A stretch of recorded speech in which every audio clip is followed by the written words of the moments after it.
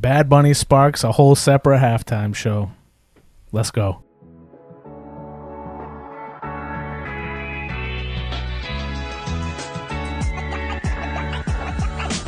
Hey, what's going on? Welcome back to another episode of the Not Safe for Sunday podcast. I am Josh, and we're doing Haters Not Taters today. Haters over taters. Taters over haters. Yeah, we're doing taters over haters over here. We're doing love and peace. We're doing peace and love. We're doing it all. We got a special guest out here tonight. You guys might know him as the Wizard. Wizard Kelly. Spencer Wizard Kelly. Indeed. What's up, man? You know, I would normally wear my sunglasses, but those are banished. But before the show, the guys said in the group chat that this was an all-American podcast. Oh my God! Right off the bat. Wow. No sunglasses allowed. So. Cutthroat around here. Yes. So here I am. You can see my eyes. Oh, Spencer came out swinging. Windows, eyeballs are the windows to the soul, Spencer. So we really want to see, we want to hear, we want the whole Spencer experience. So that's why. Understood. Yeah, I get it. But welcome to the chair. Thank you. Welcome back to the couch. It's always Welcome nice back to to be the here. couch. We need to get new seating in there. It's not that comfortable. Yeah. FY26 budget coming in. Yeah. Speaking of FY26 budget, we're trying to get a new sponsor at the pod. Grateful Dads, no? what's Common Dad. You'll never get the sponsorship that way, dude. Common Common Dad. Dad. Common Dad. Dads. Common Dads. Look at that hat. Come on. Look at that hat. Sponsor the pod. That's great. That's a great hat. We got. He's already rocking it. He's already given some free. Yeah, shout out Miles Zuva and the Common Dad clan. We love them over there. Yeah, Appreciate you guys. Got a good message, good heart. Go check them out. Yeah, that's awesome. Yep. I really like that hat. We will put a link in the description for sure. We gotta make it common, dude. Good Dad's common. That's right. I Good like dads. that. That's a nice slogan. What's it say on the side? What's it say on the side of that hat? It says make it common. Make it common. Yeah, I And like then that. the other side said Common Dads, right, John? I like Right that. here? On that side. It's like the World Series patch. Daniel's in the booth tonight. We got There you we got a heavy hitter in the booth. Dude, it's nice. It's actually cozy, dude. I'm enjoying it. Is it nice to be like behind the scenes? It is. It's Yeah. a nice change of pace. I bet, dude. It's hard to put on the show every time we go. Yeah. Dude, I'm gonna put on Spencer's sunglasses and take a nap, dude. There you go. That's what one of the benefits. The windows to my soul are closed right now. Ken, what's up, man? Not much, man. How are you? I'm good. How's your week, man? You came in a little hot today. I'm not gonna talk about it, but Cowboys are 5-3-1 though. but the Cowboys are 5-3-1. And I'm not wearing Micah Parsons. This is actually Danny White. Danny White. Throwback, Cowboys quarterback from 1976 to 1988. So when I was a young lad growing up in the 80s, Danny White was the starting quarterback That was the guy. for the Dallas Cowboys, and Tony Dorsett was the running back, and that was the dynamic duo of the team Tony back Dorsett. then. I know that name. I don't know Danny White. Yeah, Danny White, he held it down for a number of years. Yeah. Troy Aikman era. That's me. Okay, yeah, that was basically the next. Was era. it? Yeah. Wait, don't people hate that guy? Troy Aikman? Yeah. I don't know. Like I've heard like Terry Bradshaw has beef with him. Oh, Terry Bradshaw. That's a rivalry right there. That's a lesser quarterback than Troy Aikman. I'll tell you that much. Yeah, I mean Troy Aikman does like the Monday Night Football, right? Yeah, I think he's. Maybe. Yeah. He does Monday Night Football. I didn't hear about the beef though. Yeah, I think I just saw like a YouTube short where people were saying he's overrated and he wasn't that good. And I was like, Troy Aikman? Yeah. Didn't they like They won 3 Super Bowls. Yeah, in the 90s, right? In the 90s, they like yeah. ruled the 90s.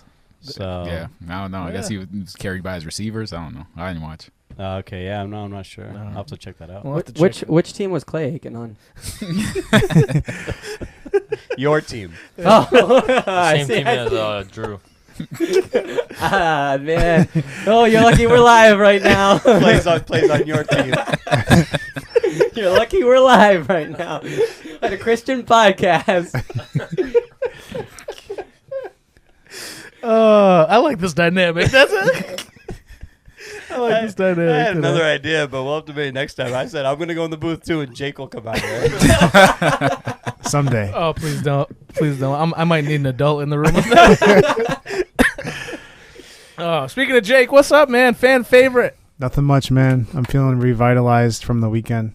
Yeah, me too. Just- We're gonna get into that in a Yeah, minute. cup is full. Yeah, good. Have you received any secret love notes from Who's it? relaxing music? Oh man, 12 Daniel, what is it? What's the name? Relaxation-muse at 970 or 920. Yeah. haven't received a response, but I told him he was the fuel of my fire, he or she. So if you want to step up and message back, you can I just know. private message tell me. us who you are. Tell us who you are, because We're Feel gonna yourself. flash. We're gonna flash Jake's Venmo on the screen right now. Yeah, if you'd like to donate. yeah. Scan the QR code. Can I just say though, regarding videos and commenters, that we actually have gotten quite a few new commenters. Yes, we have. And we Yes, are we have. we are careful to kind of shout those people out. So But before we do that, oh Ken, yeah, so go ahead. Oh if you wow, you beat me to it. I can't keep forgetting.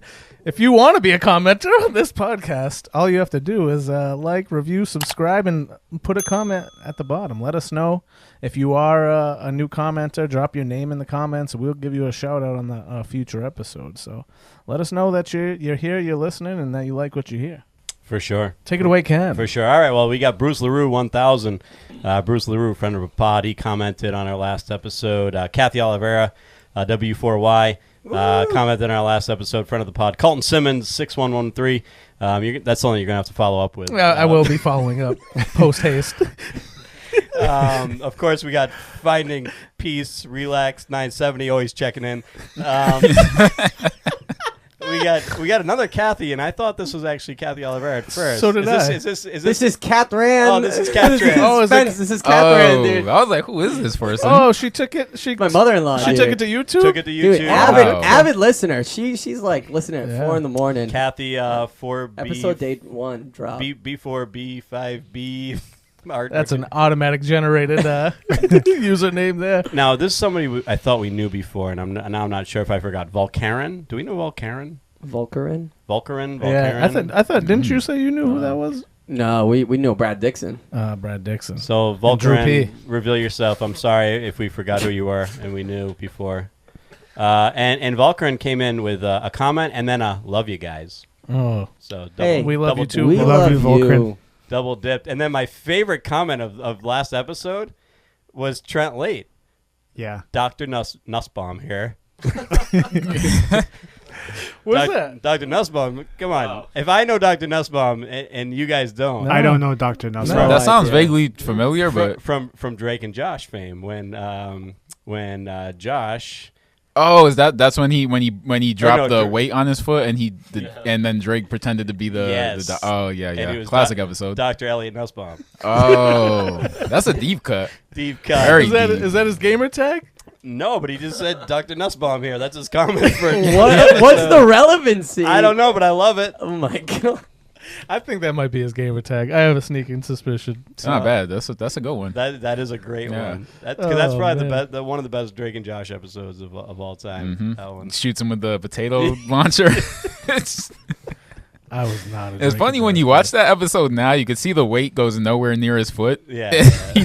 he really acted it up. He did a good job. See that's way Talented after actor. that's way after my time, but because when John was growing up, Yeah. he was I don't know, Hulu or whatever, Netflixing him, and funny show, really. Like I appreciate Well it. written. Hug me, brother. I appreciate the humor. Not in calling that you a show. truther. Speaking of Johnny, what's up, man? What's up? How How's we- it going? I'm good. How are you? Doing pretty good. How's your fantasy football season going?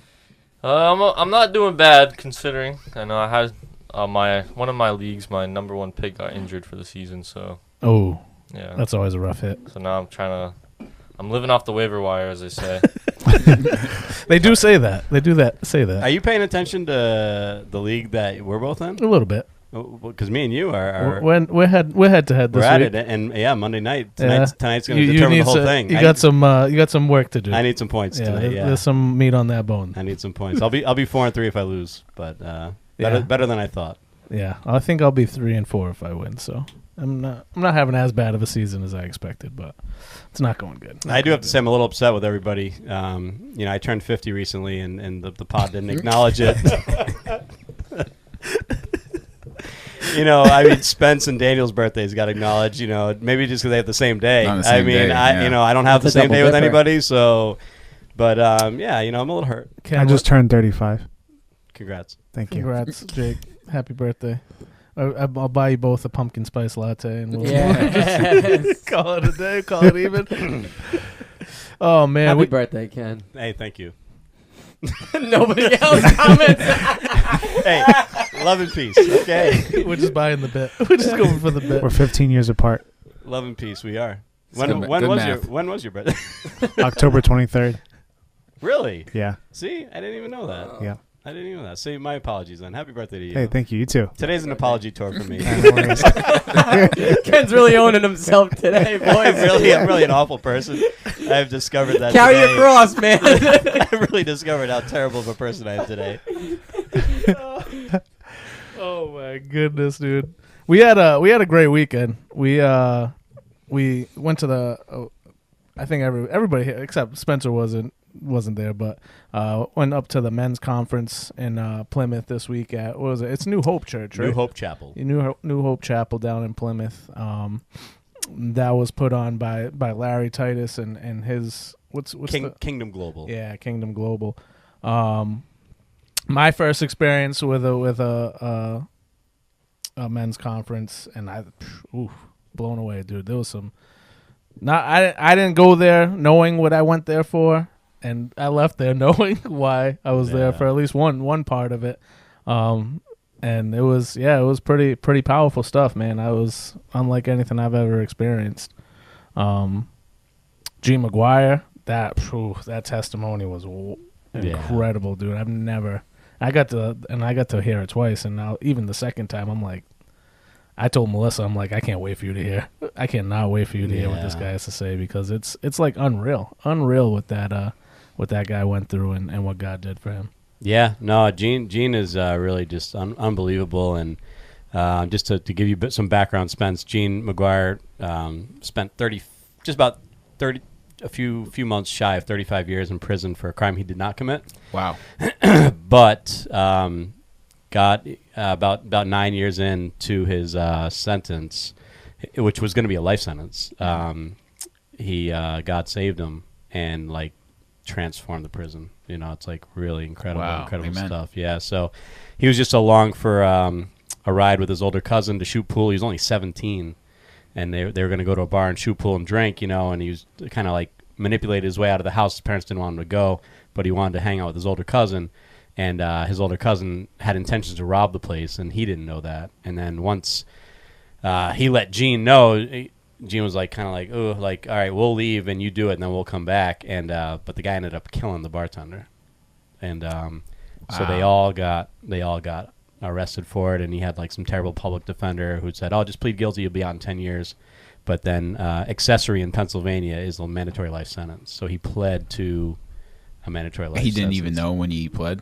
Yeah, the public defender told him, "Oh, you'll be out in 10 if you plead guilty." Wow, yeah. But that is accessory is a mandatory life. Wow. At that time in Pennsylvania. So incredible story, and just who he is. It's he got out, he's got no bitterness, he's got no regret. He just saw the hand of God, And so I always compare him to a modern Joseph of the Bible, you know what I mean? Who just bad hand after bad hand after bad hand, but saw God's hand, that had put him there for a reason. And so I actually got to visit him before I knew who he was. I visited him the year before he was released, and it's all true. It's just you saw a prison chapel service that was dudes that were just on fire for Jesus, 200, many of them lifers, just on fire for Jesus because what God had done there through Gene. So wow, it's amazing. Yeah, so he shared at the men's conference. He also shared with us at church yesterday, and so that was incredible. Just that story of that God can make even that impossible situation, because he eventually gets out, and it's because the Supreme Court had passed a ruling on a case that then opened up the opportunity for 400 and they basically ruled so that they had to revisit all juveniles who were given life sentences, because they're saying it was unconstitutional. You know, so they had to like start revisiting all these cases. Yeah, and it was just the real world, or the outside world will call it coincidence, but you know, I know it's God. Like that was incredible. Yeah, so it was really powerful, man. It was really powerful. I know Jake and John were there too, and Daniel. True, you and the worship team, Daniel. You guys, Smoking. That was incredible. The energy Daniel you had guys strep came throat with and on. he was saying like he was like, you know, Shania Twain.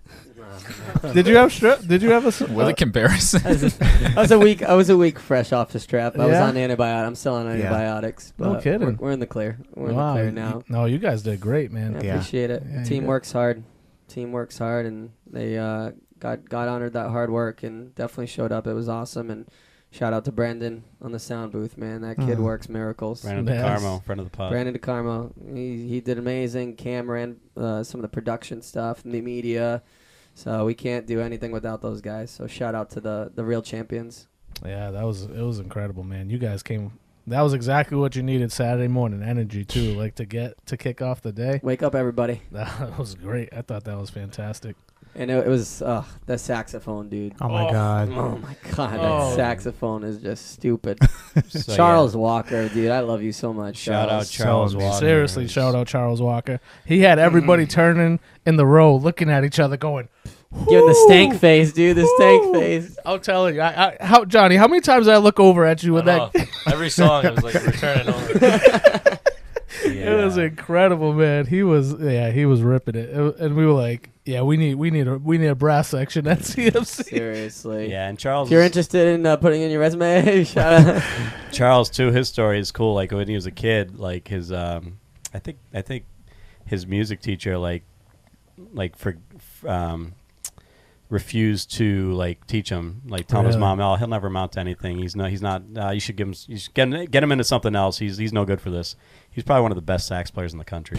Like, Yeah, he's incredible. he is unbelievable. Did you guys even practice with him before? Oh, so that was just No, we literally just gave him a sound check, and that was like all of maybe a minute and a half, Wow. and then we just went into it Improv. that was it. So And everything he was doing was just off the cuff. wow. Yeah, he's I a world class musician. Dude. Yeah, I It's had a feeling. unbelievable. I had a feeling. I'm like, there's no way that they even had a chance to practice with this guy. Like, Mm-mm. but he just knew how to hit it. Nah, dude, and when he started soloing at one part, like you could just like the whole atmosphere of the room changed. It just ministered. Like it was during the Yahweh, Yeah. that Oh, Yahweh yeah. when he just had a sax solo, and it was just like, oh, I mean, you're like, how does the presence of God move through a saxophone? Well, let's be present when Charles plays, and you'll see it, dude. It's actually insane. This ain't your mama's saxophone. This ain't no Kenny G stuff. Boy. This is the real deal. That's a throwback. Wow, that's a deep cut. That might My have been. gosh. That might have been the first ever episode. That was like dude. early, dude. That was early on. That might have been the first ever episode. That's hilarious. Jake, good time this weekend? You enjoy it? Yeah, for sure. Yeah.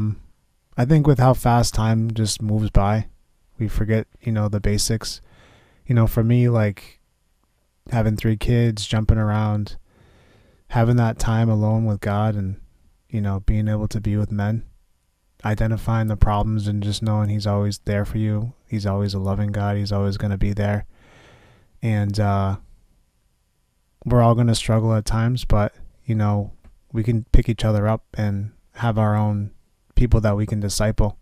But it starts with your own mind, and having your own mind leads to having the body right, which is your family. So just living Yeah, man. in more of that walk. Yeah. I know what you mean, dude, because it was like that weekend, like there was obviously my wife and family were at home, and there's obviously things that happen and people trying to reach me from work and things like that. But man, I was in the bubble. Like everything that was happening outside of that church on those days was like did not exist, dude. It was like transcending time and space, being in there and just really being able to be immersed in what was happening was incredible. I think that's like the best part about something like that, especially when it's like not just like one afternoon, but it's like multiple days, is that I think it's like when you get out of your normal element just like your everyday, and I don't, I'm not saying anything bad about like wives and kids, but like even just getting away from just the normal routine and work and all that stuff, and it just feels like you're just so much more open to hear what God is saying, and like what you said in the beginning really resonated with me, because it's like I've been going to these for 20 years plus, and it seems like God had always was wanting to reach me for one or two real specific things, right. And it was usually things I had to acknowledge and change or just come to terms with, just part of this whole sanctification process. But it was there that he had my attention, where I, in the regular routine of stuff. Does that make sense? Yeah, 100%. Yeah. So it just really felt like a great. It was like very rarely do we find an opportunity to be ministered to in that way. You know what I mean? Like, we can go to a Sunday service and not necessarily is that service going to minister to me as a man, like in the challenges that I have as a man on a daily basis. But it was just refreshing to feel that I was being ministered to, and kind of put everything else on the back burner for whatever, in total, maybe 4, 5, 6 hours in total. Pretty much. You know what I mean? So no, it was great, and like I said, it was a good opportunity to kind of get away from the hustle and bustle and the challenges that are happening in the real world. And I mean, honestly, that's kind of something that we're going to talk about tonight on the heels of our last episode, the Charlie Kirk episode. Turning Point USA had put out what they were intending to be what they are intending to be the alternate opportunity to enjoy a Super Bowl halftime show, and calling it the Turning Point USA All-American halftime show, right? And so we had brought that up in the chat as something potentially to discuss as a group, and that's something that we want to kind of unpack tonight. So Spencer, I know this was something that you had held, I guess, I don't know if near and dear is the the word, but something that really had really struck you and made you want to, I guess, bring it up to us. So is there something specific about this topic? Well, let me actually explain what it is first, and then I'll kick it to you. So it's a counter programming event set to air during the Super Bowl halftime show this year. It's designed as an alternative halftime performance, in an alternative to the NFL's halftime performance, which is the halftime performer this year is going to be Bad Bunny. So Bad Bunny is a rapper from Puerto Rico. Is that right? I think so. So he's a rapper from Puerto Rico, and this has kind of caused definitely a stir within I would guess his community, and just in different pockets across America, just because of the way that it's being touted as the alternative, the all-American halftime show, and just celebrating faith, family, and freedom. So and this is, like I said, on the heels of Charlie Kirk's assassination. So it's pretty, just along with everything else that's kind of come out in the last few weeks, or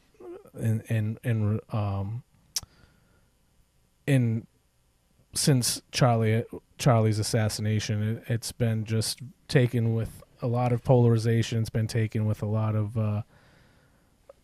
of fervor on one side or the other. So, what's your thoughts? What's your thoughts on it?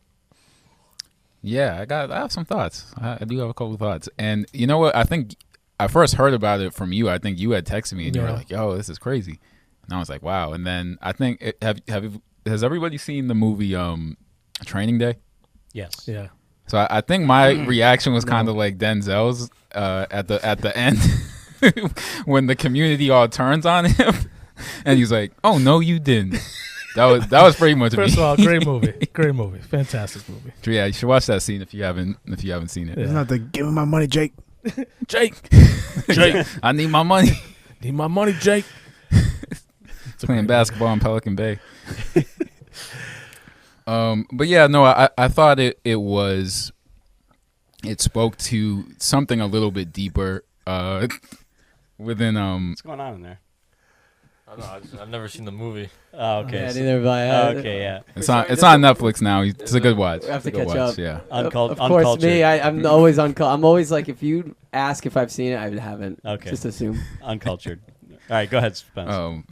Anyway, I thought it just kind of spoke to something a little bit deeper, and it kind of troubled me that a faith-based Christian organization would react to I think this might be the first halftime show in Spanish. I'm assuming certainly not the first like Latin performer, Right. but the first one in all Spanish, which I think is a big deal to a lot of people. So I thought the fact that this group would react that way to put on the quote unquote all American halftime show, it seemed like there was just something deeper there, and it made me ask, like, hey, why are people who are Christians kind of rejecting this just based off the fact that it's in another language. And it made me feel like this is why people will not want to have anything to do with church and Christians, because they'll feel like these are the same people that will reject. Well, they might reject me just because I don't speak the same language as them. So I just thought it was a weird thing to do, and then also the fact that Puerto Rico is in America. Last I checked. So it's the halftime show still is all American. Jay, can you fact check that for us? Bad Bunny is an American. So it just seemed like there was some racist undertones potentially to it, is how I kind of took it. And I don't know. I just thought it was something worth talking about and hearing your guys' perspective. I think it just based on what you're saying, I think it kind of goes back to some of the talk that we had in the last episode about, like, is TPUSA Christian, political, both? What's first, what's second, right? Because like, okay, you don't know anything about Charlie Kirk, right? Let's just say, right? TPUSA to me is definitely a political organization before it's a Christian organization. But the founder, and this is like kind of what we spoke about last time, was that we were kind of debating like what was first, what was second, you know what I mean? Yeah. And so I think when those things are unclear, I think that's where it speaks to what you're saying, Spence, where it can be definitely like, I think it's open to interpretation, like why, if they're a Christian organization, why is a Christian organization portraying it in this way? Because I knew that there was an alternate event. I had no idea like the why, and I didn't know it was in response to like, oh, it's going to be on all Spanish speaking, so that's why we're doing this event, like, and we're calling it all American. So I think it kind of almost speaks to that first and foremost, is like, where's the demarcation line, and how, when politics and faith mix like that, if it's not clear, it's going to definitely, it has the potential to turn off a lot of people. It has the potential to be totally like, just people can take their own interpretation and run with it. Or it can be like you're saying, it can be like, this is right off of its face, not a good witness. Right. And so I think that, and that's the hard part with Turning Point, in my opinion, is where is that line drawn? Because I agree with you. It's a political affiliation, and then that happens to have somebody who was a Christian that had started it, and then it's just gotten muddied every step of the way throughout. Because then it's like, what you going off of what both of you just said, I can't understand why a political party cares about what's happening at the halftime show. And then on the other side, I can understand why Christians would be concerned about what's happening at the halftime show, but it just seemed like a weird timing, in my opinion, like that this is the one that we care about. Like this is the person that we need to make sure, like, his hard work that he's put in to become the artist that he is, we're gonna ignore all of that, and we're gonna avert the attention somewhere else that we deem to be more worthy of the attention at halftime of the Super Bowl. I think it's it can be like a perfect storm. And I think with a lot of these things, we talked about like your algorithm last time, right? Because like the Charlie Kirk that you saw is not the Charlie Kirk that Ken saw, not the Charlie Kirk that I saw, because all your algorithm kind of feeds you what you want to see. And I think your algorithm is definitely going to feed. The more that you watch it, the more it's going to feed you that same sort of opinion. And I think in today's day and age, like, you know, if you want to find offense, you're going to find it in anything. You know, if you want to find something to complain about, you're going to find something to complain about. If you want to find support for something you want to believe in, you're going to find support. That's the nature of the algorithm. And I think a lot of this is kind of like it could just be a perfect storm. Coincidence as well. I mean, like, you've had this mounting sort of pressure it's been a kind of a pressure cooker in the political environment, but then also the killing of Charlie Kirk really activated a lot of believers to say, like, okay, we really got to step up and kind of be countercultural. Because I'll be honest with you, the first time that I saw a mention of a counter Super Bowl, TPUSA hadn't even announced anything. It was actually a Corey Asbury video. Corey Asbury is a popular modern day CCM worship artist, and he had just posted, and he's hot right now in like on Reels and on TikTok, because him and Forrest Frank had a little bit of a tiff that kind of went viral, and so he gained a lot of traction as well. And I think with the rise of Forrest Frank and popular Christian hip hop music, and that really like taking off, and then now, you know, then Corey Asbury kind of like coming to after having this, you know, Forrest Frank disagreement. Corey Asbury was the first video that I saw that said, hey, like, you know, I think that we should have a Christian alternative to the halftime show. I think that we should have some of the most amazing Christian artists come together, and we should have a worship thing. And I think it was kind of coming hot off of like the fire of the Charlie Kirk memorial service, where it was like record-breaking crowds, and the worship service was like very powerful and very fueling, and there was a lot of people who were very like, whoa, whoa, whoa. So he was one of the first people that I saw call for that, and then a couple days later I saw TPUSA kind of like, I don't know if they took that idea and ran with it and then kind of claimed it as their own, or whether that was just like popular notion that kept gaining traction. And then they kind of ran with it and named it like an All-American, which in retrospect, All-American probably isn't I guess the best language to call it. You know, maybe alternative halftime show could have been a little bit more, I guess you could call it like politically correct. But, you know, I think that when you navigate these conversations, like, you can find any way to navigate it that will fuel the narrative you want to believe. So we have to just kind of cut to the heart of like, okay, like, what's the main issue? And as believers, how do we navigate this issue? Yeah, I mean, I'll be honest. I think when it first got announced, I really didn't have much a reaction to it, only because I just knew it was TPUSA that was coming up with it. I didn't know the rationale of why. And then I was kind of like, I didn't really know how I thought about it, to be honest with you. And then, like, so I don't know anything really about Bad Bunny other than his name, and he's probably one of the biggest, if not the biggest, pop star in the world, right? I thought Bad Bunny was a female until literally like a month and a half ago. Daniel said Bad Baby today.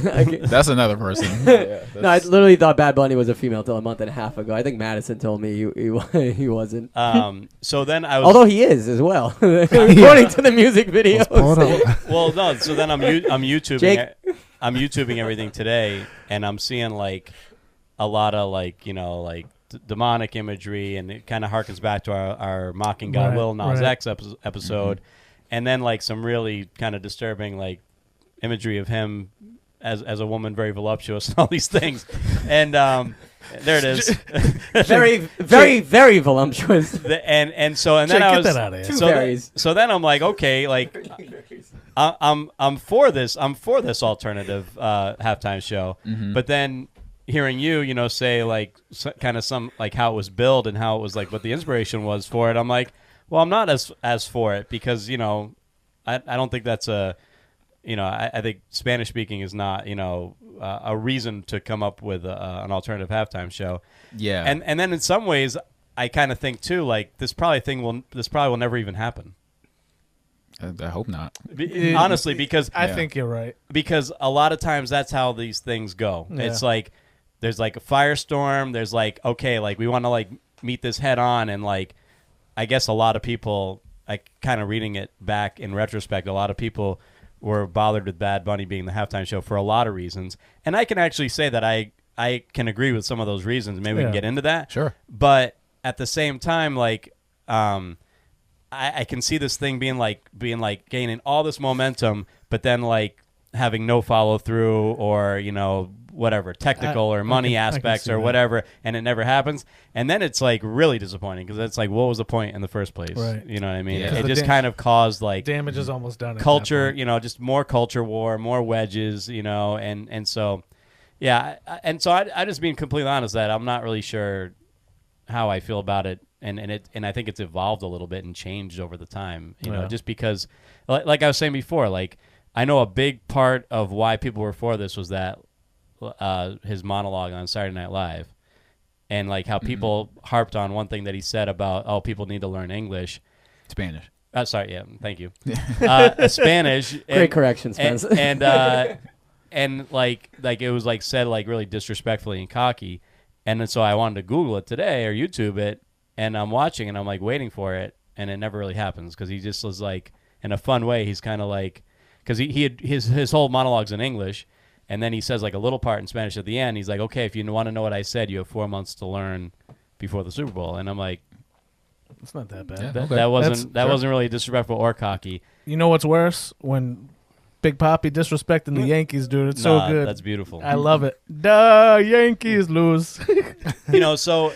And I think that's probably part of like why we do what we do, and like last episode also is that like whatever conclusion you come to, like it should be thoughtful, thought out, and based on conviction, and not just grabbing a soundbite that you heard, And like I said, had I not Googled, the SNL monologue, I would assume that he said something disrespectful and cocky.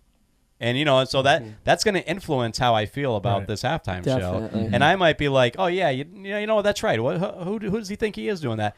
But so just watching it myself, it was like that wasn't that bad, So I just think for us to be more thoughtful about the decisions that we come to and the convictions that we have, and that they be based on truth and not just sound bites or algorithms and things like that. And I think for me the thing that got me, I mean, and my wife and in-laws and family are Puerto Rican, as is Bad Bunny. So I have a little bit more of a cultural context or like understanding than maybe some, a lot of people do.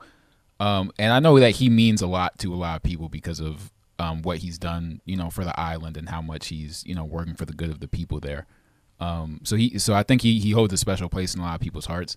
But I think the thing for me was like that like people who who are saying they're Christians, and I think it speaks to like a sort of a long history of times where we as Christians will not accept things that are different, even if it's Christian. So like I think like Christian hip hop is a good example, and somebody like Lecrae who comes along and is making music that glorifies God, but then the kind of the old guard is gonna say, oh, that's not Christian music. That's not gospel. You need to. It needs to look like this. It needs to look like you in a suit and with with the hair this way, and you need to be preaching the gospel, and you need to do it this way. So I think that we sometimes have a bad habit of doing that and rejecting things for sure, because it's not in our own cultural context. So that's how I saw this playing out, and as I thought through that, a verse kind of came to mind from which I took a note down to make sure I remember to say it. And it is Romans 2 verses 21 through 24, which says, you then who teach another, don't you teach yourself? You who preach, you must not steal, do you steal?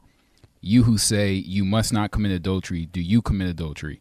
You who detest idols, do you rob temples? You who boast in the law, do you dishonor God by breaking the law? And this is the part right here.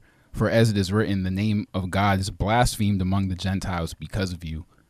And so I think seeing, people who are saying they're Christians reject somebody only because Right. they speak another language. I'm like, this is why people who aren't believers don't want any part of Sure. the church, because of us, because of we who are the Christians are acting this way, and the name of our God, who we say is our God, is being blasphemed among non-believers. Yeah. No. And so I thought that was the danger, and that's what I wanted to like unpack. No, it's an excellent point. Yeah, and I don't even necessarily, if I look at it from a Christian perspective, I don't necessarily look at it as this is a Bad Bunny issue. If I'm looking at it from me, Josh, being a Christian, it has nothing to do with Bad Bunny.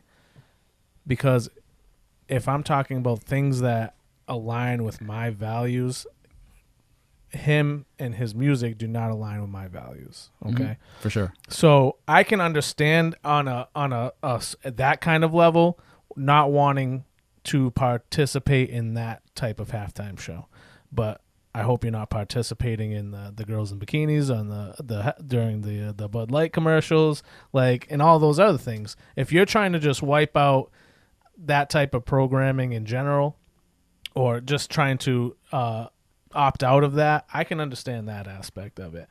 But when it becomes this charged, when politics get involved, and then of course now the Christianity politics mix of Turning Point, then it's like, all right, what is this really about? Is this about upholding our values as Christians and saying, all right, I would like some alternate programming to enjoy my halftime show? And why are we even talking about a halftime show in general? Is it because I can understand, like, maybe that's when the most people are watching TV, that's the biggest platform you have, so it's an opportunity to go and put on another show. I can understand that, but you can't just do that on a different day. We have to, like, take away from, if people want to enjoy this guy, his opportunity to be on that stage, why do we have to necessarily take away from him in that aspect? Let's let him do his thing. If I choose not to participate and watch that halftime show, there's a lot of halftime shows that I've turned off in my life that I'm like, yeah, I'm not really into this. Yeah. Bruce Springsteen was probably one of them where I'm just like, yeah, You don't like the boss? I'm not a big Bruce Springsteen guy. Puppy Bowl? Oh yeah, Puppy Yeah, Bowl's no- great. Yeah, no. So and that's what you said. That's what you did last year, right? Instead of the halftime show, No, did you? I watched that Oh, show. Yeah, but no, there no. was something else available at that time. I know they right? did, like, I was just totally joking around with you. No, I thought like, Puppy Bowl was a thing. Though. No, it that- is yeah, a, no, it it is. is a thing. Yeah, It is a okay. thing, but it's on, like, all day long. I don't know. But all right. I'm going to be honest. I think okay, let's pretend this situation is just not even a thing, right? So just in general, like, theoretically, I think an alternate halftime show is not a terrible thing at all. Yeah, I can I agree. really, I can agree I really with you. don't. Yeah. Because like again, it's hard because this stuff gets all, like, meshed together and intermingled, right? Mm-hmm. So I'm just me, and I have kids. I don't know who Bad Bunny is. I do what I did today. I start YouTubing him and stuff like that. I see what he's got, and I agree with you. That doesn't allow especially values at all. especially the imagery, right? The Yeah. imagery, right? So I'm as a young father, I'm looking for an Young? alternative. I'm saying I'm theoretic. Did you Oh, not this hear is a theoretically? theoretical. Okay, I missed the theoretical part. Sorry. Keep up. It's very theoretical. Keep up. Very, very. So as a young He's in the father, booth. You got to give him a chance. as a young father, like, I just woke up. I want an alternative, you know what I mean? Or I'm just going to be like, okay, kids, we're turning off the halftime show for today. You know what I mean? Yeah. So, but it's unfortunate that the intermingling and the meshing has happened, because then does that mesh me in with people that are, like, saying, oh, yeah, how dare you do a halftime show in Spanish? You know what I mean? Yada, yada, yada. Right. So I think that's what makes this really difficult, because, I don't agree with that messaging, but I also don't agree with his visual portrayal of the music, right? Yeah, I would agree with that too. You And, know, and I don't mean to be like the defender of No, I know. of Bad Bunny Come and every on. decision he's we made. know you have the poster on the wall. No, I'm not saying you are. But, Yeah, but yeah. I'm just being real. Like, I think it's hard as we But we can hear you out here. I thought these were muted. Bazongas. I think it's hard you know, like again, we're kind of like, well, what side do we go on? Yeah. You know what I mean? Because like I think if people, sorry, Daniel, I was just gonna say, I think if we were gonna go to extremes, it's like, okay, I'm on Spence's side, who's defending Bad Bunny, and now I'm like saying, well, he's defending Bad Bunny, but you know, Bad Bunny's got some pretty like unbiblical, ungodly stuff with it. Right. Okay. Oh, Ken's side is this extreme. And you know, but Ken's got like the Christian nationalism stuff and like the racism, you know what I mean? So it's like, where do we kind of fit? And you know, can we have good positions without? Well, and I think that's where TPUSA lost it, because I think like if you say, hey, like we want to do this big worship night, like we're gonna have these Christian artists come and we're gonna just do it, blow it out, it's gonna be great. Like I think that would have been a different story. But if it's just like, we're not watching a Spanish halftime. We show, got Jelly you know Roll coming up. Yeah. So Hard fun, hallelujah. I don't think he can be in the booth. That just blew my eardrums. Spence, please continue. Right. So I think people aren't saying what you're saying. Yeah. And because what you're saying, I would totally agree with and be aligned with. But I think to just not want to do it just because somebody is speaking another language. For sure, that's ridiculous. Yeah, that's out of pocket. I honestly think it might be a little bit of what Daniel was talking about this kind of being a perfect storm, because I wonder if it wasn't Bad Bunny and say it was somebody else, right? Is it the same? I would hope, if your heart is in the right place, that it's the same reaction, that we want something separate. We don't want to, because listen, there's been a lot of pretty raunchy halftime shows. I saw Janet Jackson's nipple in 2004. So I will defend Janet Jackson though. I will do that. No, she took the fall for that. It was Justin Timberlake's fault. He ripped that thing. What was she supposed to do? But that's what I mean. If we're talking about something, programming that represents family value, faith, family, and freedom, like, well, yeah, you get free. There's some freedom there, but I don't know about faith and family. You know what I mean? And I don't know too many shows that are putting on that. Maybe Bruce Springsteen. I don't know, but he's the worst. But so. I think you made a good. I'm sorry. Are you Springsteen? You're not. Yeah, me either. I can't stand. You don't like the boss either. I think he's so overrated. Yeah, I really don't. I don't think he's that I'm good. with Ken. But Born in the USA. I can't stand that song. I mean, that's all American right there. Yeah. Well, maybe he's going to be on TPUSA. Can you name another song by Springsteen? No. Thank you. I know that video where Courtney Cox does the OG Carlton dance. On there, that's where it came from. Have you seen that? I don't even know that one. No. Oh yeah. Before she's like of Friends fame, he pulls her into the thing. She's like casting the video, and she starts dancing, and she's just like, oh no, yeah, no. I've never been a Springsteen fan. I don't think he's that good. But anyway. But I think you made, because we were discussing this a little bit beforehand. But I think you made a good point when we were talking before that basically from there on, it's we're leading up to where we're at now. Yeah, no, 100%. I think Jake, cut it out. I think Jake's, no more. Take the phone away from Jake. I think dude. Jake's fired. Stop. I think Jake's You're fired. doing too much, Jake. After tonight. I think the Janet Jackson thing was like the beginning of this, because I remember watching that. I remember I was sharing with you guys earlier. I thought maybe my son was born, but my wife was pregnant with my son, our first child, and I just remember kind of thinking like, you know, like, what are they doing here? You know, where this is supposed to be like family, like, you know, I mean, the Super Bowl is the most watched event in the world every single year, right? So it's like iconic. The halftime show is always the commercials, that whole lore of like, you know, like the Super Bowl has become like a cultural phenomenon in that way. So when that whole thing happened with like Janet Jackson, I'm like kind of thinking like, I'm not going to if this is what the way they're going, I don't want to watch this with my kid. You know what I mean? And so I think it has built up. And so if you remember, I don't know how old you were when that happened. Like 4. Okay, so yeah, that's right. So you remember it, right? Yeah. So like there was an immediate backlash, and they went like as far away from that as they could. Oh, yeah. And I think like the next year it was like the Who, you know, or something. The Who? You don't know the Who? No, I've heard of them. Oh, okay, yeah. Oh, sorry. So like the Who or Paul McCartney or like just something like very could have been safe. Bruce Springsteen for all I know. Very like safe, and like That's not great either. Though. Paul McCartney. Was it Paul McCartney? Was it? Yeah, oh yeah, as safe as could be, dude. Yeah, so like I think like like that kind of began this culture war because I think it's kind of like ping ponged back and forth since then. Right, there's two extremes. They're It's trying back to and forth. find Sure. what you probably can never do is like this satisfying, this group that satisfies everybody Bruno or this Mars. artist that Right. so sometimes they hit a home run. Bruno Mars. I even think the Dr. Dre Eminem was That one was cool. Just I like because that one. I think it spoke to many generations of music listeners.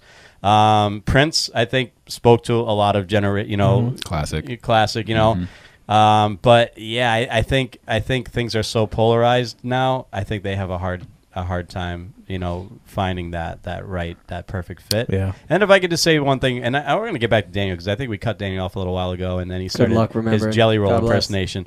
I'll do it again. I think the NFL is also in a tough position too because I think there's been a lot of backlash against the NFL because I think people are calling out a lot of the hypocrisy. NFL as like a business, as an organization, because they want to do like a lot of like positive messaging, and at the same time, they have a lot of skeletons in their closet, like the Ray Rice video, when Ray Rice like close fist knocked out his wife. And they had that video, and they sat on it for a long time. They knew everything that happened, but until it got leaked to the media, they weren't going to do anything, And so there's a ton of stories like that. So I think the NFL is facing like a backlash, and they're being called hypocrites themselves as well.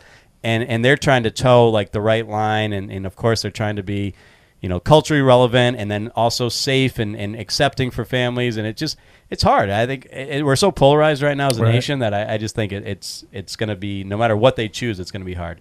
Daniel, to you. Yeah, no, I was just gonna say I think the media fuels this a lot because I think there's a huge interjection of making a group that is so small and giving them the loudest platform and the loudest voice.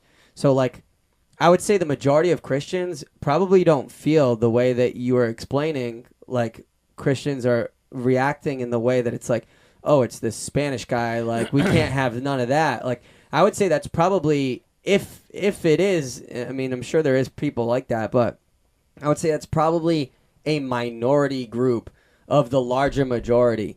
But yet that gets so much coverage that now there is a divide that's fueled where it's like, okay, now Christians are divided over something that really is a non-issue, doesn't really exist at the forefront. It's like such a small group of people, but yet we're giving them the most publicity, where that's getting the most clicks, the most headlines. Again, algorithm.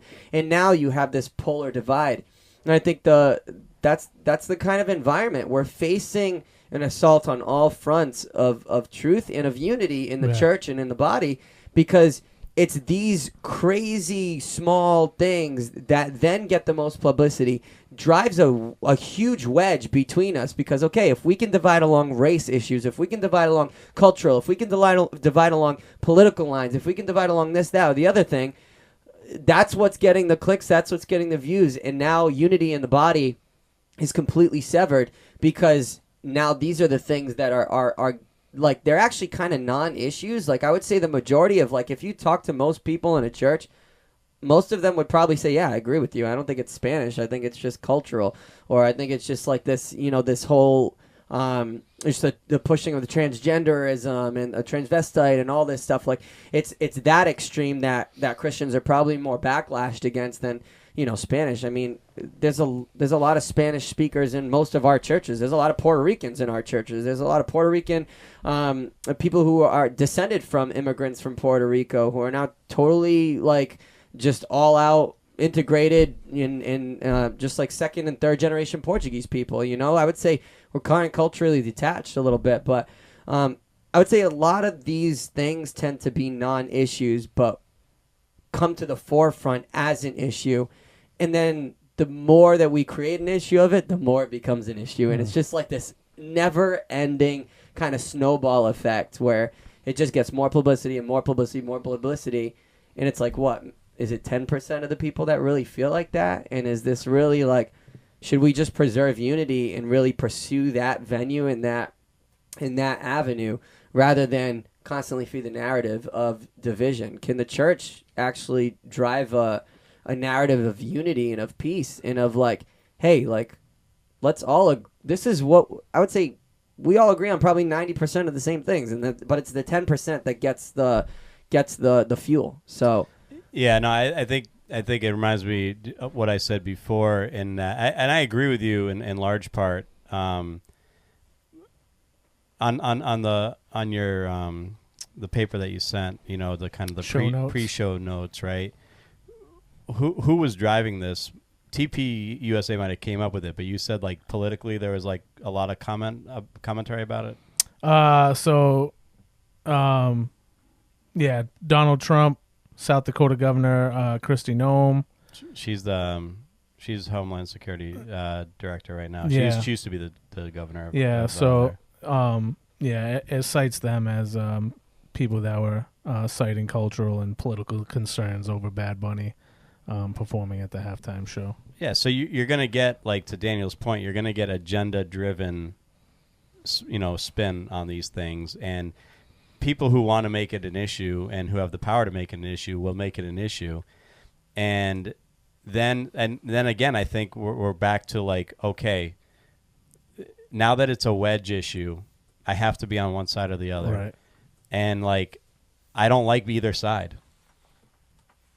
Seriously. Mm-hmm. So what do I do?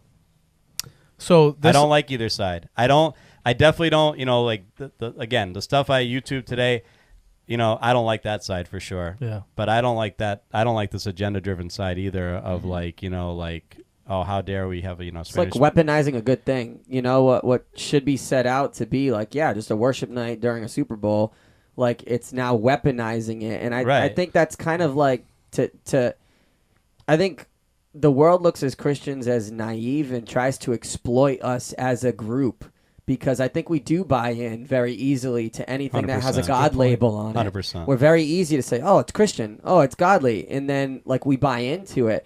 And so I think there is sort of a weaponization of the Christian body in ignorance, that we kind of buy into stuff because it has this label, but we really need to practice wisdom and discernment about like, okay, are we being exploited because we're Christians and you can just use the name God and we'll get behind it, So why is it that we do what we do? And that's the heart behind what we really need to analyze it. Why do I do what I do? Right. Why do I believe what I believe?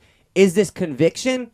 Or is this political leaning? Is this, some sort of agenda-driven opinion that I have?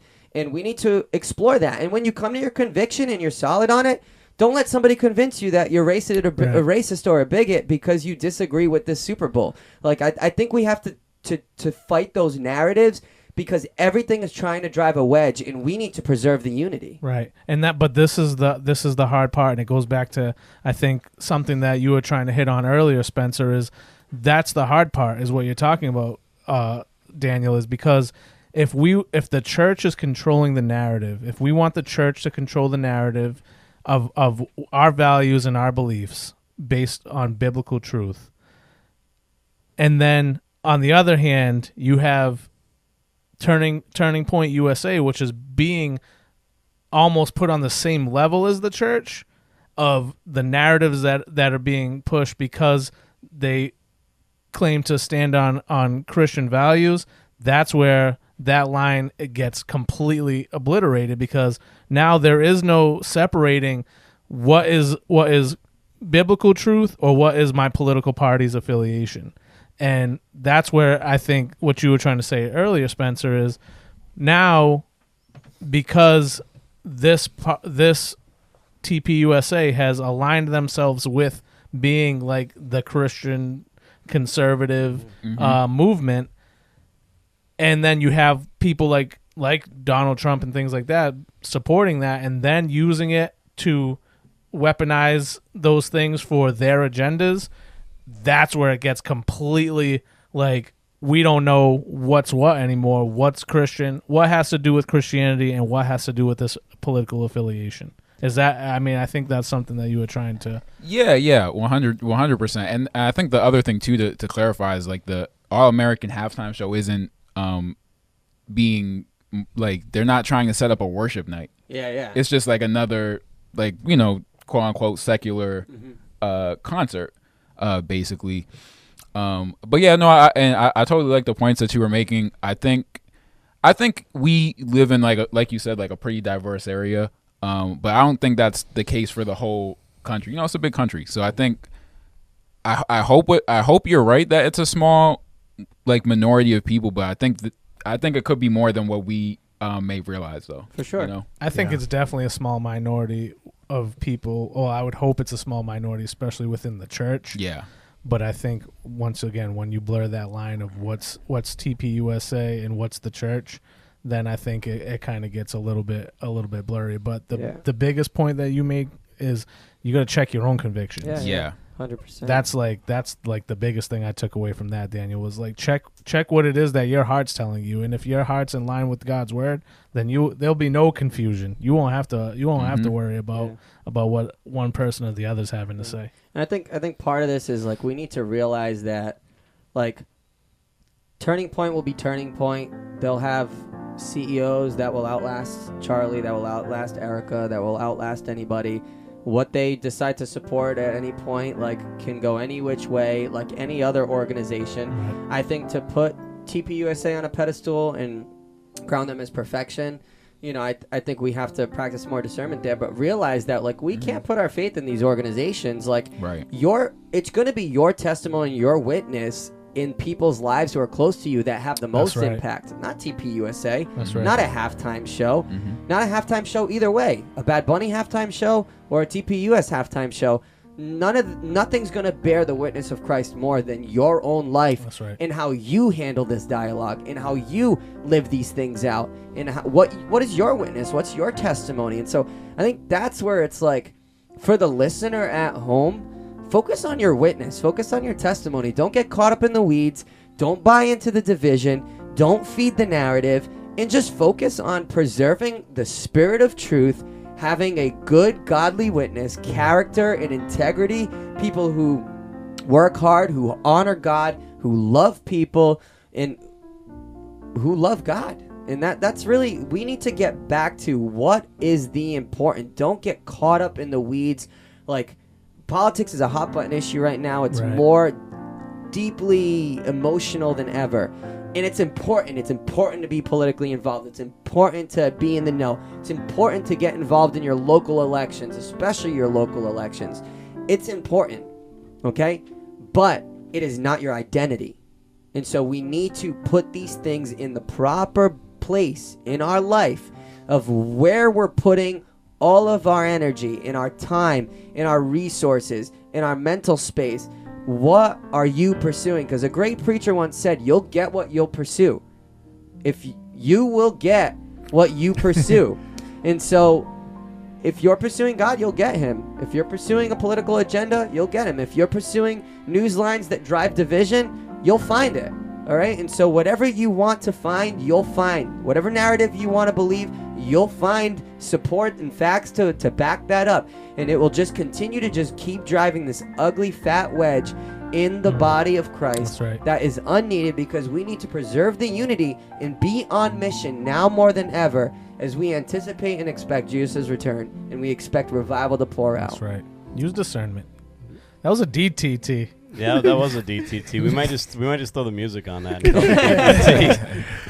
And I was going to make fun of you for a little bit, too, and then you shot me some praise, so I guess I won't. But it's not all hey. I love you, too. Daniel behind the glass, man. He's like a caged animal in there.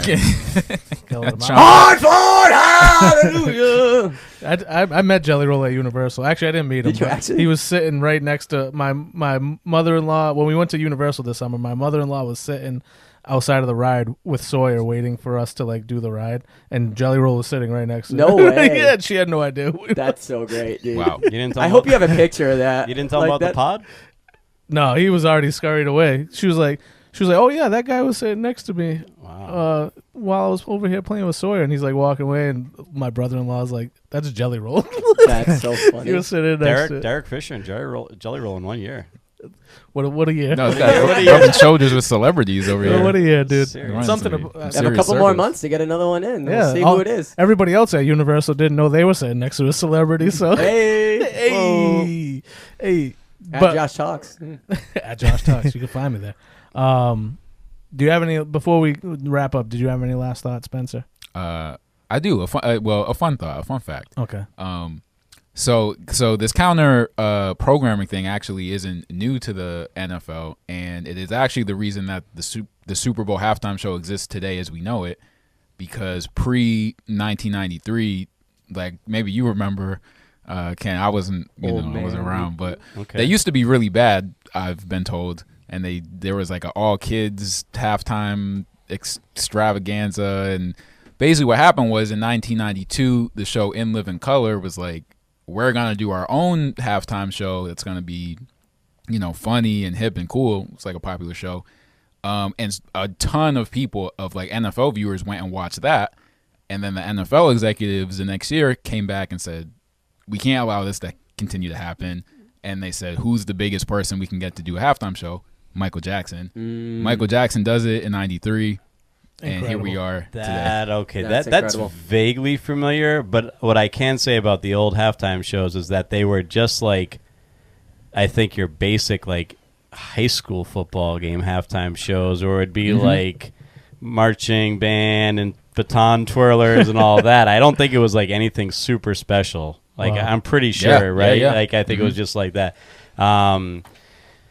But yeah, that does kind of sound vaguely familiar because I was a huge In Living Color show fan. That show was fantastic. I mean, so good. I don't think it would be on TV today because it pushed a lot of boundaries. Way too many people would be offended, but it was funny. Launched the careers of Jim Carrey, right? Jim Carrey. I mean, it just really the Wayans brothers went into the stratosphere.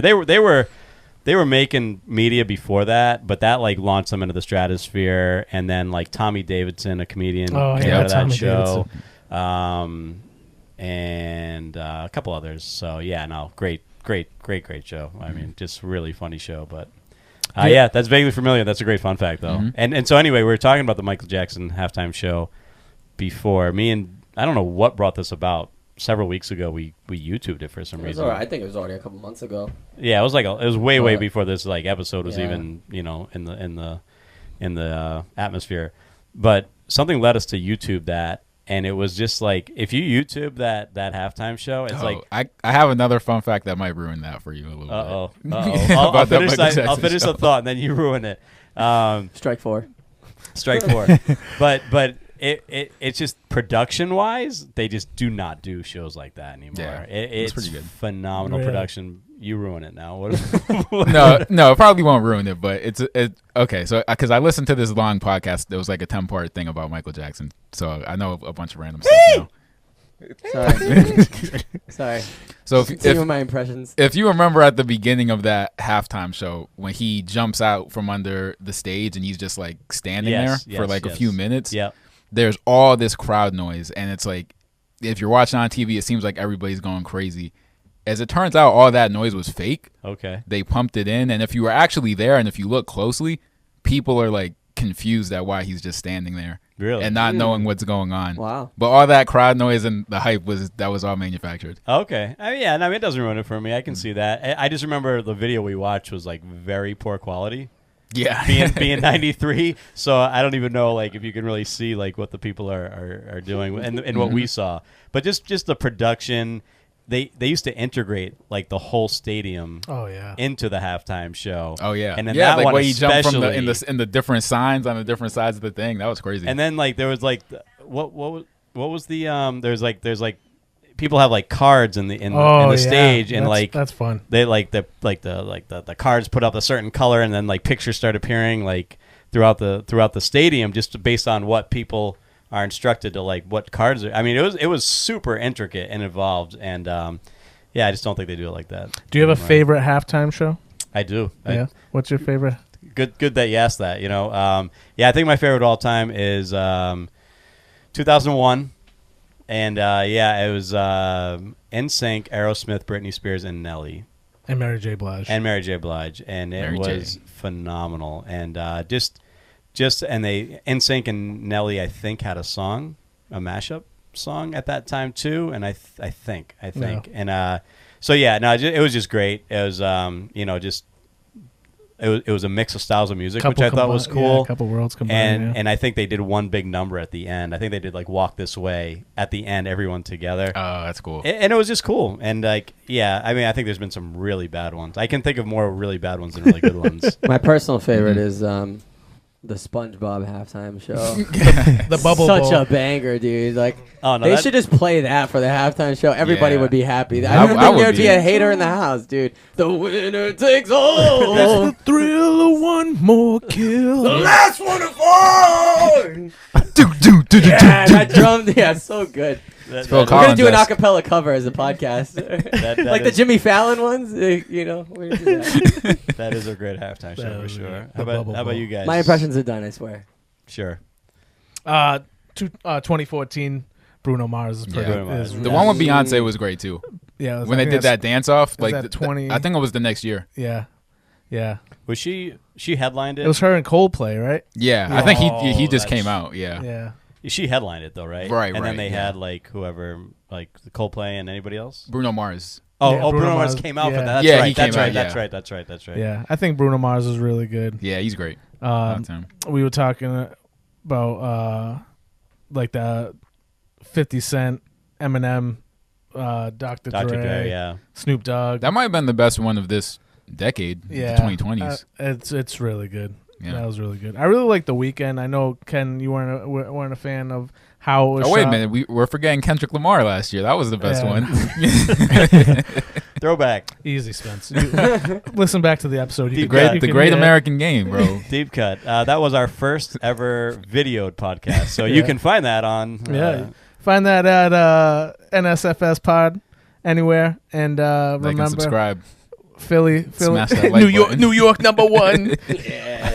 The- walking in. The Weeknd. I think he's a great singer. Yeah, I think they started changing the production of it, Yeah. and as I've said before, it just seemed, and I think Kendrick Lamar's was similar, just like it's all these like real tight Right. shots, Mhm. kind of following the performer around, and It's more about the virtual production than the actual. yeah, like, and it's a physical style, production it's a of style it. thing for sure. It's a Yeah. preference thing. I'm not saying that's like whatever, but I just love the bigger like visuals, like Yeah. where you just really and they cut to those sometimes, but Yeah. for the most part, it Like to a me scaled it's up. very artist centric, and it's very these tight shots. I just love the bigger, yeah. wider shots production wise. I just remember when you said Harry Connick Jr. should have done the show, and I didn't. When I That's first the saw, Great American halftime show. dude, when I first saw that guy come out, I didn't even know who that was. I thought he was just some local, New Orleans guy that just got lucky. He won a contest, got to come sing the song. Got What a contest. contest! He is a New Orleans. He is a New Crazy, Orleans guy, crazy but, take. but You got the right uh, Dr. Pepper can. Yeah, exactly. Yeah, no, Golden he is a ticket. New Mr. Orleans Pibb. guy. I think that's why he was there. right. But yeah, no, he's. I hilarious. would say YouTube some of his stuff, Spotify some of his stuff. Well, I did know that name after the fact, but I definitely didn't recognize him. Okay. I was like, this could be anybody. He could walk in here right now, and I wouldn't know who he was. And I bet a large. Josh actually met him last week at Starbucks. I He bet didn't know he was next to somebody famous. I bet a large percentage of people would probably agree with you too. Like if you don't know him, you don't know him. You know what I mean? He's not like this like name that transcends like like everything Yeah. for sure. I've heard the name for sure. Jake, you got a favorite Super Bowl halftime show? I think it was the Aerosmith one, and I think that was that the year that they had that really long stage that was like 40 yards in the middle. It of was field. it was really big stage. Yeah, That's what I remember, and that was my favorite part, seeing like the guitarist from that, go out so far, and like the crowd on both sides, and the zoomed out angles, and the pyrotechs. I just remember the visuals and be with my family. That was good Nice. memories. yeah. No, it was a great You show. have those Chipotle chicken. Those weren't around yet. They're Yeah, actually no. so there was actually an item that's not on the menu for Chili's at that time called the teriyaki. 1 second. It's not The boneless Shanghai wings that's on the discontinued wings. chili menu. Why do you give him breadcrumbs? Like, why do you do that? Why do you It's- throw? Why do he's you so throw, easy. why do you A little throw bit. breadcrumbs? He's like a seagull. He can't resist, dude. Oh, He likes to poke the bear. If you go on TikTok and you search boneless Shanghai Relaxing, wings, finding music. you'll see what I'm talking about, and you can actually make them at home. Mute his mic, please. All right. Wow, am I fired? Daniel, do you watch football? There was a season of my life where I was really into fantasy, and I was watching football pretty avidly. But then I grew up and got busy, and I actually worked. So you grew up. You grew up. So you're insinuating that if you watch football, then you're some sort of adolescent. You still. might be an adolescent child who has plenty of time. Dude, what do you know, dude? It's because his wife watches the podcast. Oh yeah, we need to bring up that conversation at some point. This guy's doubling down, dude. What part? The text conversation. Oh, when she took over the group chat. That's right. That's right. You tell that story. So yeah, the one who holds the leash. Where were you chained to? Also, oh my god, dude! I've been getting so many texts with pictures of pink leashes, bedazzled. Oh no! Shout out Colton. The one who holds the leash with a death grip also grabbed Daniel's phone, or maybe Daniel. I don't know, gave her permission, or I don't know. She just said, "Hey, can I have your phone?" As I handed it to her. I don't know. I gave it to her. Yeah, so texted. What'd she text, Spence? I think she just rebuked all you guys, Yeah, basically. And she made it clear that she does not like pumpkin spice lattes. That's right. That's a common misconception about her. That's right. I never said to Bree though. Just I'm innocent in all this. With all due respect, I wouldn't mind being on a leash. So. Oh. Alrighty then. God, that's another conversation. That goes back to Spencer's marriage questions. Episode. Another throwback. Whoa. All right, who is Nice. Are we still on air? who's not? Hold on, Daniel. What's your favorite halftime show? He said it, Bruno Mars. Yeah, right? Bruno Mars. Oh, okay. Yeah, no, I just All right. love Bruno Mars. I love the production. I love the horns. Yeah, I love big band feel. just that big band kind of like the fusion of just so much. It's like it's just the way the band is so interactive in like the actual Super Bowl, like they're dancing, they're playing. What are you laughing at, dude? You making fun of me right now? So no, I just I really appreciated Bruno Mars. Are you a big Mighty Boss Tones guy? Again, not gonna get. No idea. I have no idea what you're talking about, dude. No idea. I think this is the same thing as Ken Stickers. This is from last episode. I don't know, dude. I'll tell you later. Johnny, what about you? Favorite Super Bowl halftime show? I don't remember a lot of them. I don't know why. I forgot who did the. You're last probably one. not in the room. You probably bounced for We some had an episode dip. about it. Kendrick and I even Lamar. forgot Kendrick who the Lamar, last he one- just said it. I was like thinking, I was like, who was last year? And then you guys reminded me. So. The only one that comes to mind when I think about them is the one with Eminem, Snoop Dogg. Oh yeah. So Yeah. I'll say that one. I'll I did enjoy it though. I'll say what my worst one. What I think by far the worst one was Black Eyed Peas. Oh my God, and Madonna so bad. was so What year was that one? awful. Oh man, this is going back. This is I think when Green Bay won the Super Bowl with Aaron Rodgers. Oh, like 2010, 11, something yeah, like that. probably around. Oh, that there. makes sense. The Black Eyed Peas were like huge at 2011. that time. Oh, nice call. Good gotcha. call. Wow. That one. It's Somebody's good on the phone, dude. Somebody's good looking up the. Thank you. You're in the booth next week. I'm in the booth next week. Yeah, that's right. It sounded terrible. The production was just awful. I think the Black Eyed Peas, were kind of like outed as a terrible live group for that because of that Super Bowl. That tracks. And then Madonna and who's the guy from Goody Mob? CeeLo? CeeLo came out and like with a gospel choir and like tried to do some song. And it just didn't translate well. I thought it was horrendous. So. Yeah, that's a weird, and I feel like that's like the end of like the Black Eyed Peas like run. Like Yeah, they had a crazy early run. 2000s Yeah. had a good run, and then 2011. I don't. Yeah. That You was know what I the mean? beginning of the end. They did that song from like Dirty Dancing. Remember that one? No. You know the song, the Dirty Dancing song. You don't know that one? Yeah, They I know that song. You don't remember the Black Eyed Peas? They version? did a rendition of that. Like Yeah, their own little spin on it. Yeah. pretty I'll much. have the time of my life. Yeah. Never heard that? Oh, I do remember Yeah. that. I do Bum, remember that. bum. Yeah. That's terrible. Yeah. All right, before we head out, do we have a KTT?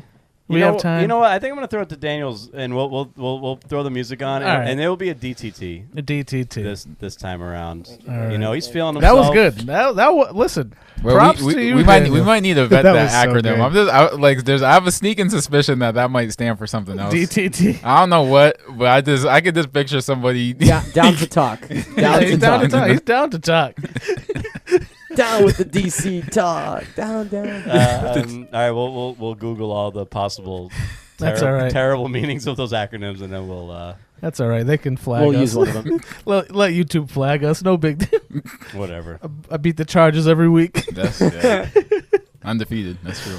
All right. I think this was a very good conversation. I think it was a very good opportunity to really hash out some more of this stuff, and it really was a continuation on last week's episode. And I think there was a lot of that stirred a lot and really got people to think a little more and be receptive to what's going on and really be able to work through the weeds and kind of get to the heart of everything that's really happening in this country right now. So I hope we can continue on that path. I know we're going to continue doing this together because it's way too much fun. So Look, Bad Bunny's bringing us together, bringing the people together. Who would have thought? Who would have thought Bad Baby would bring us together, right, Daniel? Bad Baby. Catch me outside, baby. Spence, what do you got to say? It's right behind you, buddy. Peace and love, peace and love, peace and Check the wall. Check the sorry, wall. I forgot where I was sitting. I was gonna say ordained something you else. before this episode. Sorry, I'm new to it. All right, throw it back to him again one more time. Spence, what do you got to say? Peace and love. Peace and love, and we say love and peace over here. I just say taters over haters. That's it. Peace. And drink your water too. Don't forget. That's it. I'm not really fired, right?